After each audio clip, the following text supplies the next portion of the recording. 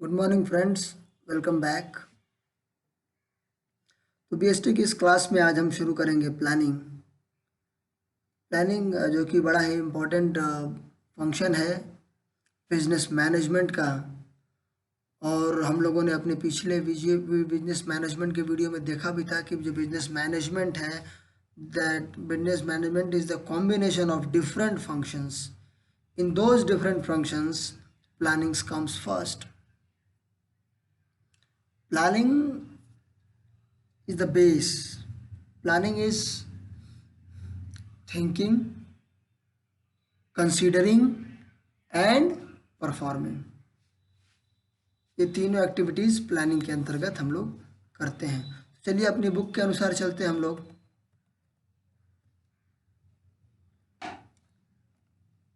So we have just read about the plans of, कुछ examples दिए गए हैं।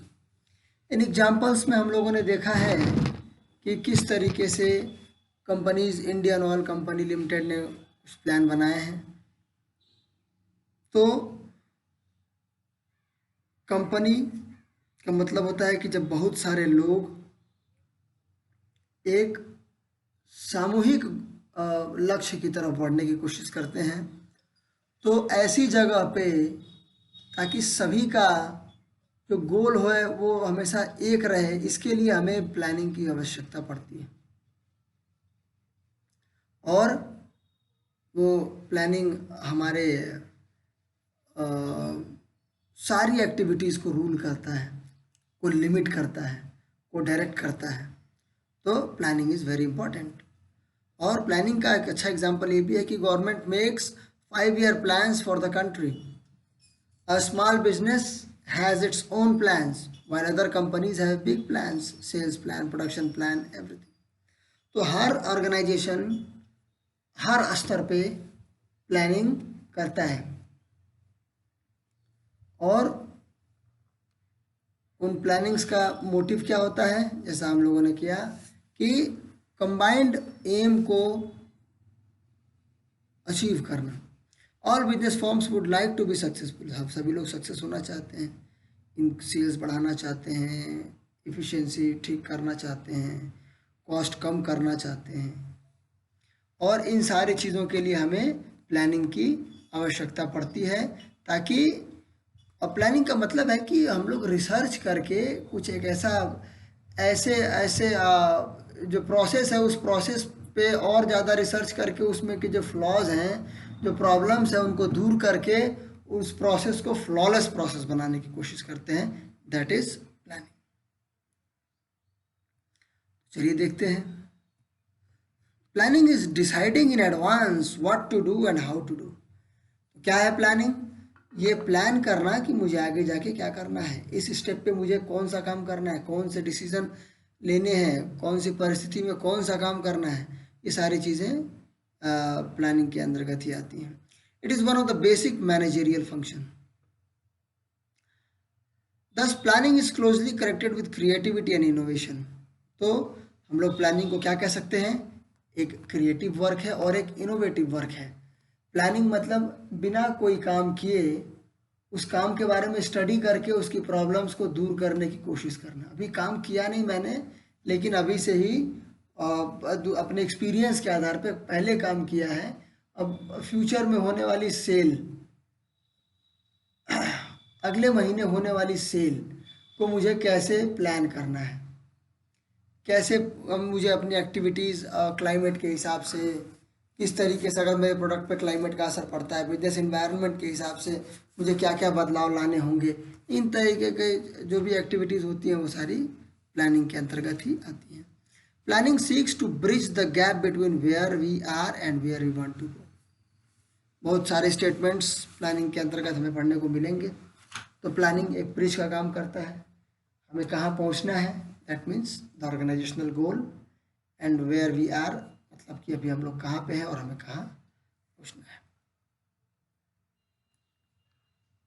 Planning involves setting objective, developing appropriate course of action to achieve these objectives. Planning target set करना और उस target को पूरा करना, कौन से मेथड को फॉलो करके पूरा करना है, कौन से प्रोसेस को फॉलो करके पूरा करना है, everything comes under planning.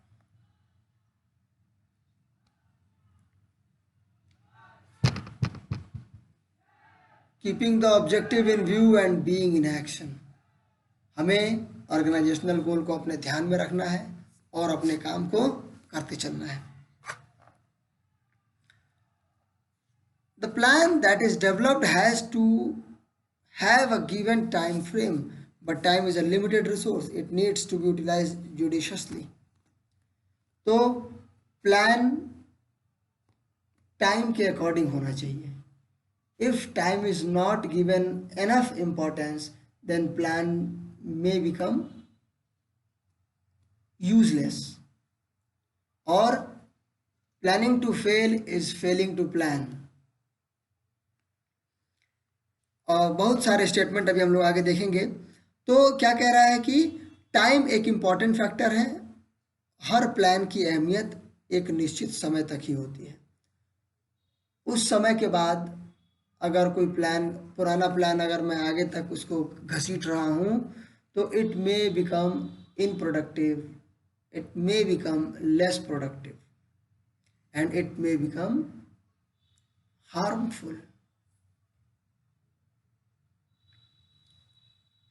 Planning will be a futile exercise if it is not acted upon or implemented. और एक बात और निकल के सामने आती है कि प्लानिंग बेकार, फटाइल मीन्स बेकार, वेस्ट हो जाएगा अगर हम लोग उसको इम्प्लीमेंट नहीं. सिर्फ प्लान करने से कुछ नहीं होने वाला. प्लानिंग के साथ एक्शन, एग्जीक्यूशन भी होना चाहिए, तब जाके उसका इम्प्लीमेंटेशन होना चाहिए, तब जाके प्लानिंग का कोई फ़ायदा या नुकसान समझ में आने वाला है. Do you think from the above we can formulate a comprehensive definition of planning? One of the ways, yes, why not? One of the ways to do so would be to define planning as setting objective for a given time period, formulating various courses of action to achieve them, and then selecting the best possible alternative from among the various courses of action. पहले ही plan करना, objectives एक निश्चित समय के लिए, फिर उस objective को अचीव करने के लिए कोर्स ऑफ एक्शन डिसाइड करना, कितने सारे कोर्स ऑफ एक्शन हैं, और उन सारे कोर्स ऑफ एक्शंस में से किसी भी कोर्स ऑफ एक्शन का चुनाव करना और उसको इम्प्लीमेंट करना. That is planning. अब आती है बात इम्पोर्टेंस ऑफ प्लानिंग की. तो इम्पोर्टेंस ऑफ प्लानिंग इज, अभी तक के डिस्कशन में हम लोगों ने इम्पोर्टेंस तो जान ही लिया है, क्योंकि planning means making plan to achieve goal. Business means doing business for profit. Profit is a goal, और इस गोल को अचीव करने के लिए प्लानिंग चाहिए. तो जब बिजनेस में प्रॉफिट इंपॉर्टेंट है और इस प्रॉफिट के लिए प्लानिंग चाहिए, तो प्लानिंग इंपॉर्टेंट हो गया. Planning becomes very important, the base of every managerial activity.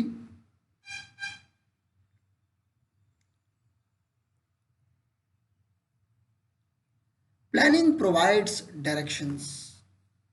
Planning से हमें हमारे काम को दिशा मिलती है. प्लानिंग में बताता है कि किस काम को करने से हम अपने ऑब्जेक्टिव की तरफ बढ़ेंगे और किस काम को करने से हम अपना ध्यान सिर्फ भटका रहे हैं और हमें कुछ भी हासिल होने वाला नहीं है.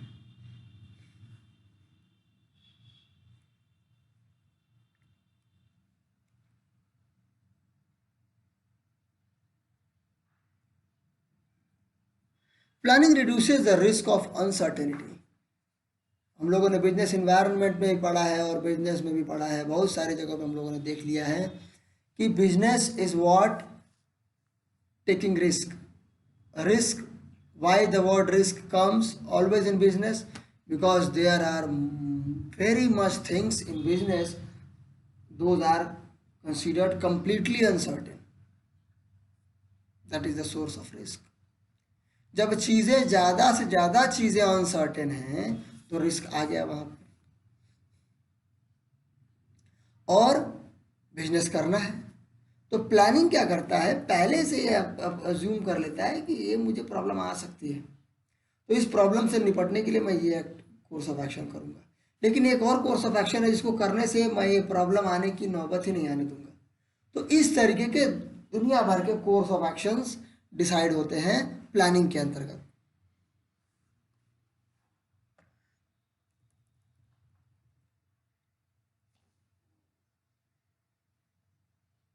चेंजेस और events can not be eliminated. बहुत सारी चीज़ें हैं जिनको हम लोग कभी एलिमिनेट नहीं कर सकते, जिन पे हमारा कोई बस नहीं है। बिजनेस एनवायरनमेंट में हमने देखा था कि business environment is what, beyond the control of business, something beyond the control of business.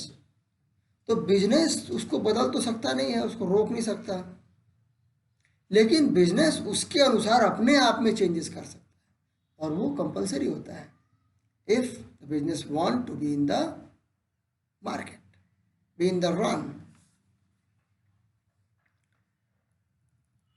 Planning reduces overlapping and wasteful activities. हम लोगों ने देखा बहुत सारे मैनेजरियल प्रिंसिपल्स, मैनेजमेंट थियरीज देखी हम लोगों ने। वहाँ पे जो जो उसका कोर था, जो उसका मोटिव था, वो क्या था? Improve the productivity. अब प्रोडक्टिविटी इम्प्रूव कैसे कैसे हो सकती है? प्रोडक्टिव हो सकती है प्रोडक्शन बढ़ाने से। प्रोडक्टिविटी इम्प्रूव हो सकती है कॉस्ट कम करने से। End of the day, increased productivity, decreased cost will both result in increased or maximized profit। तो जितनी भी ऐसी एक्टिविटीज़ हैं जो कहीं पे हमें लगती हैं कि कंपलसरी हैं, लेकिन हमारा प्लानिंग क्या करता है, उनमें बाइफर्केशन करता है, क्लासिफिकेशन करता है कि these are not very much useful, less useful, this activity is very much needed and useful activity. तो हम लोग इन दोनों एक्टिविटीज़ में चुनाव करते हैं कि किस एक्टिविटी का हमें एग्जीक्यूशन करना है। उसके बाद ओवरलैपिंग की जो बात आती है, ओवरलैपिंग, एक ही काम को कई बार हम लोग क्या करते हैं कि जब बिजनेस बड़ा होता है तो डिपार्टमेंट वाइज चीज़ों को बांट दिया जाता है। डिपार्टमेंट वाइज चीज़ों को बांटने के चक्कर में होता क्या है कि कई बार एक ही काम को 2 बार करना हो जाता है। उस जो लेंदी प्रोसेस हो जाता है, जो कॉम्प्लेक्स प्रोसेस की वजह से। तो प्लानिंग क्या करता है, उस पर रिसर्च करता है, उस प्रोसेस पर देखता है कि ये तो एक ही काम है, 2 बार हो रहा है, क्या ज़रूरत है इसको 2 बार करने की। तो वो क्या करता है, उन दोनों कामों में अंतर ले आता है। अंतर नहीं ला पाता है तो एक काम को रिमूव करता है। अगर दोनों काम एग्जैक्टली सेम है तो उसको रिमूव करके एक काम को ही सिर्फ एग्जीक्यूशन में रखे। उसके बाद कई बार ऐसा होता है कि हम लोग, मान लीजिए कई प्रोसेस वाले काम है कि ये काम हो जाएगा तो फिर इसके बाद ये काम होगा। जैसे मान लीजिए मोबाइल है, पहले इसका बैटरी लग जाएगी, फिर इसमें और अलग चिप्स लगेंगे, फिर उसमें स्क्रीन लगेगी, इस तरीके से। तो इस प्रोसेस को ऐसा बनाना, ऐसा ना हो कि बैटरी लगने में थोड़ा टाइम ज़्यादा लग रहा है जिसकी वजह से चिप लगाने वाला जो एम्प्लॉई है उसको वेट करना पड़ रहा है, उसको इंतज़ार करना पड़ रहा है, तो उसका टाइम वेस्ट हो रहा है। तो time is a limited resource and very important resource. तो प्लानिंग में टाइम कंसिडर करा जाता है, हम लोगों ने पहले भी देखा। तो यहाँ पे ये हम लोग प्लानिंग की मदद से ओवरलैपिंग को भी रोक सकते हैं। Planning establishes standards for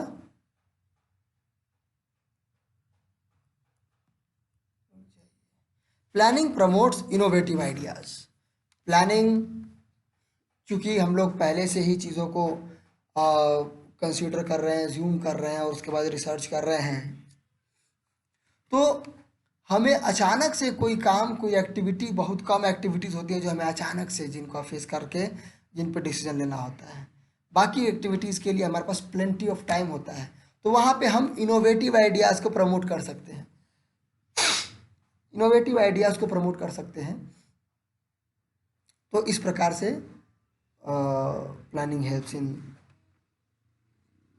promoting innovative ideas. Planning facilitate decision making. बिल्कुल, प्लानिंग इज डिसीजन मेकिंग। पहले से ही चीज़ें प्लान्ड हैं, स्टडीड हैं, तो डिसीजन मेकिंग में जाहिर सी बात है वो मदद करने वाली हैं। Planning establish standard for controlling. Planning ने एक आधार बनाकर, प्लानिंग के जो फंक्शन है इसमें हम लोगों ने एक बेस बनाया है कि एक आदमी रोज 5 डस्टर बनाएगा। अब ये एक स्टैंडर्ड सेट किया हुआ है, इसी स्टैंडर्ड को अगर हम लोग फॉलो करेंगे तब जाके हमारे प्लानिंग के हिसाब के गोल्स अचीव होंगे। लेकिन अगर कोई एक दिन में 4 डस्टर बनाना शुरू कर दे तो हो सकता है कि हमारे प्लानिंग ने जो डिसाइड किया है जो गोल, वो गोल अचीव हम ना कर पाए। तो प्लानिंग क्या करता है, स्टैंडर्ड सेट करने में मदद करता है फॉर कंट्रोलिंग, और ये स्टैंडर्ड हमारे कंट्रोलिंग में हेल्प करते हैं। हमारे बहुत सारे ऐसे काम हैं जहाँ पे हमारे कंट्रोलिंग की सारी एक्टिविटीज़ में हमारे ये इन स्टैंडर्ड्स का अहम रोल होता है। तो आज की क्लास के लिए, आज की वीडियो के लिए सिर्फ इतना। अगली वीडियो में हम लोग फीचर्स ऑफ प्लानिंग शुरू करेंगे। Keep asking questions if you have any. So guys, जय हिंद एंड ऑल द बेस्ट।